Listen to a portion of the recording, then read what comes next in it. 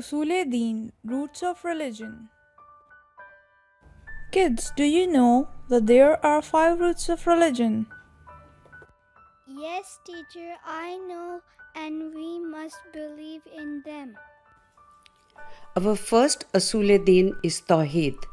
Do you know what does Tawheed mean? Yes, I know. It means there is no God but Allah, and He is one and only one. He has no companions. He is neither born by anyone, nor anyone is born by Him.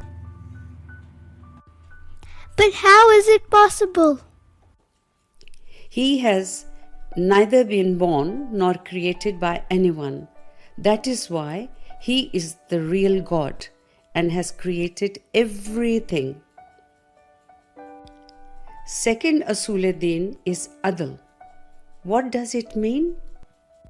It means Allah is always fair. If it sometimes seems like He is not fair, this is because of our limited knowledge. Our third belief in Asool Deen is Nabuwat. Prophet or Nabi in Islam means the one who is sent by Allah to guide us. Do you know what does Nabuwat mean? It means Allah has sent 124,000 prophets to guide us, and we believe in all of them. The first prophet was Prophet Adam alayhi salam, and the last prophet was Prophet Muhammad sallallahu alayhi wasallam. Our fourth Asool Deen is Imamat. Do you know what does it mean?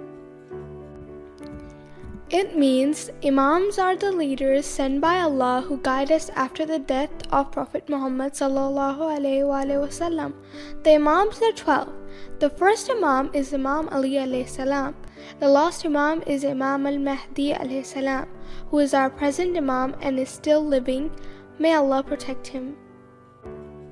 Our fifth Asool Deen is Qiyamah. Qiyamah or Ma'ad means the day of judgment. Whatever good or bad deeds we do, we are accountable for them in front of Allah.